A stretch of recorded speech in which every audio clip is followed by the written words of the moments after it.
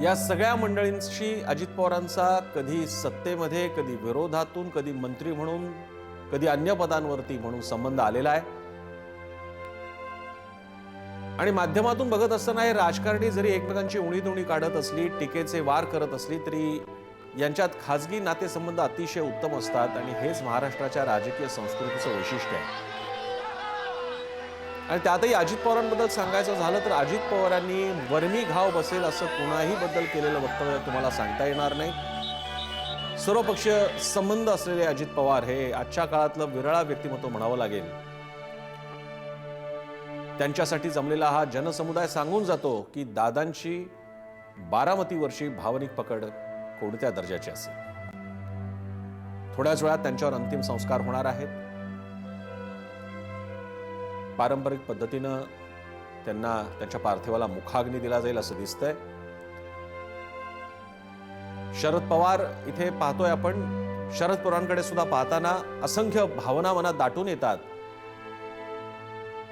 85 वर्ष 85 पार केलेल्या या राजकारणी व्यक्तीनं महाराष्ट्राचा संपूर्ण पट पाहिलेला आहे. संयुक्त महाराष्ट्र अस्तित्वात आल्यापासून ते राजकारण नुसतं पाहण्यातच नाही तर घडवण्यात सुद्धा शरद पवारांची हयात गेली.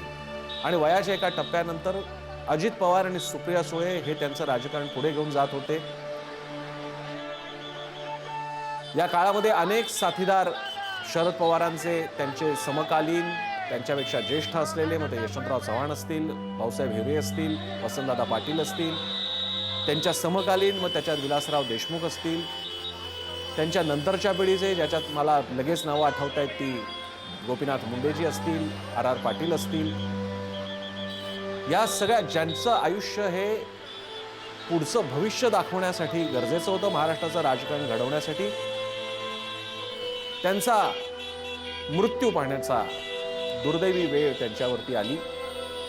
मात्र हा आघात, आत्ताचा आघात हा शरद पवारांवरती किती खोल असेल याची आपण कल्पना करू शकतो. काल ज्यांनी शरद पवारांनी जे अगदी छोटंसं ब्रीफ स्टेटमेंट दिलं, विधान दिलं किंवा एक जाहीर भूमिका मांडली अजित पवारांच्या निधनानंतरची, त्यावेळी सुद्धा इतक्या ज्येष्ठ वयातील व्यक्तीला होत असलेल्या भावनिक वेदना त्यांच्या आवाजातून, त्यांच्या देहबोलीतून सगळ्यांना जाणवत होत्या.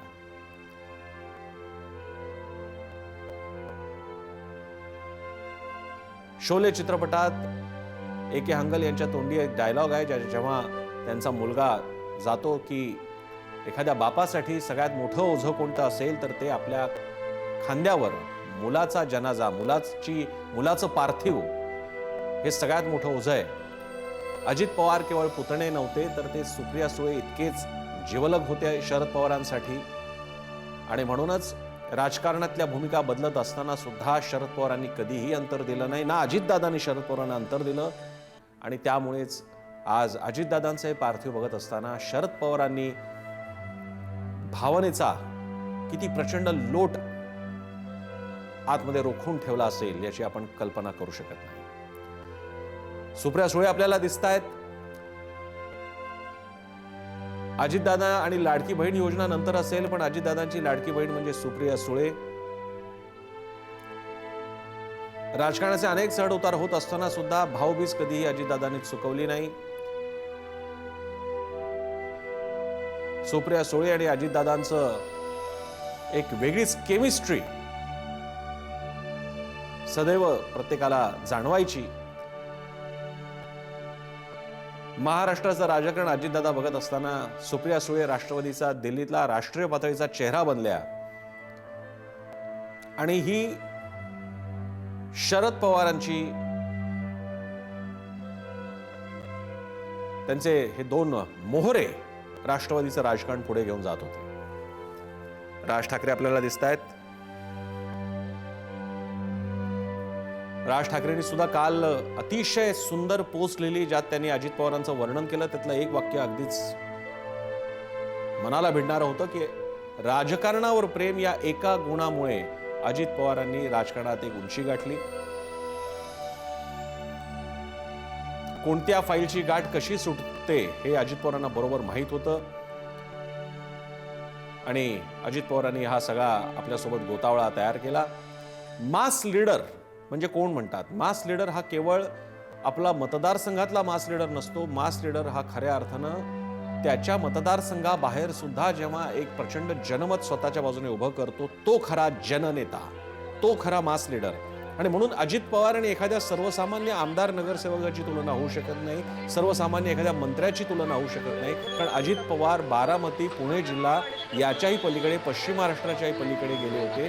ते राज्यभर पसरलेलं व्यक्तिमत्व होतं आणि त्यामुळे अजित पवार हे जननेता होते असं म्हटल्यास वावगं ठरणार नाही. आज राष्ट्रीय वाहिन्या कालपासून ते आजपर्यंत पूर्ण कव्हरेज अजित पवारांच्या या निधनानंतरचं करतायत. यातच अजित पवारांची राष्ट्रीय पातळीला काय दखल घेतली गेली आहे याची आपल्या सगळ्या मराठी जनांना कल्पना येऊ शकते.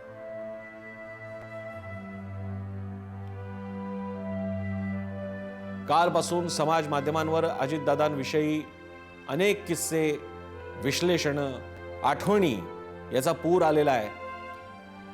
काही जणांनी तर याही पुढे जाऊन कल्पकता लढवत अजितदादांचं कॅरेक्टर एआयच्या द्वारे निर्मित करून अजितदादा आता जाताना शेवटचा निरोप घेत असताना बारामतीकर आणि सर्वमस्त महाराष्ट्रातल्या जनतेला काय सांगतील हे सुद्धा दाखवून दिलेलं आहे. ज्यात एका ठिकाणी अजित पवार म्हणतात की आता जे झालं गेलं ते विसरून जा, माझी जाण्याची वेळ आलेली आहे, हा महाराष्ट्र पुढे घेऊन जा, एकोप्यानं राहा, असा संदेश देतात अजित पवार. असा एक सुंदर व्हिडिओ सुद्धा पाहण्यात आला. आणि हे खरं तरी आहे, हे खोटं तरी कुठं आहे? अजित पवार खरंच असा निरोप घ्यायला असते किंवा असा काही निरोप देता आला असता तर अजित पवार असंच म्हणाले असते की माझी तर अकाळी का होईना पण वेळ आली, जावं लागतंय, पण आता हा महाराष्ट्र तुमच्या हातात आहे, सगळ्यांनी एकोप्याने राहा आणि एकदिलानं महाराष्ट्र पुढे नेण्यासाठी प्रयत्नरत राहा. याच्यापेक्षा कोणता वेगळा संदेश अजितदादांनी दिला असता?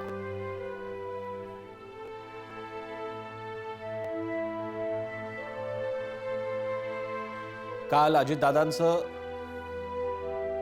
आता 10:15 होत असताना काल 9:30च्या सुमारासच अजितदादांच्या निधनाची बातमी आली आणि महाराष्ट्रच काय देश स्तब्ध झाला.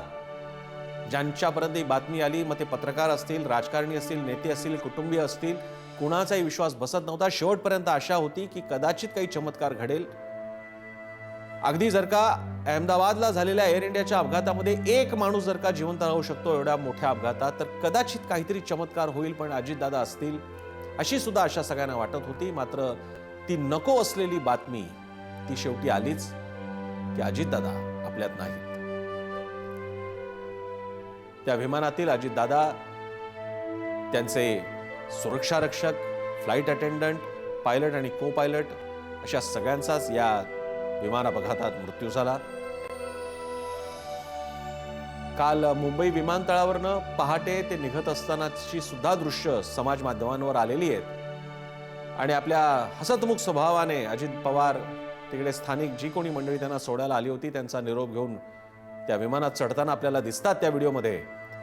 आणि आता मात्र तो बघताना धक्का बसतो की अजित पवारांना कल्पना तरी असेल का, किंवा कल्पना तरी कशी येईल की हा आपला शेवटचा प्रवास आहे.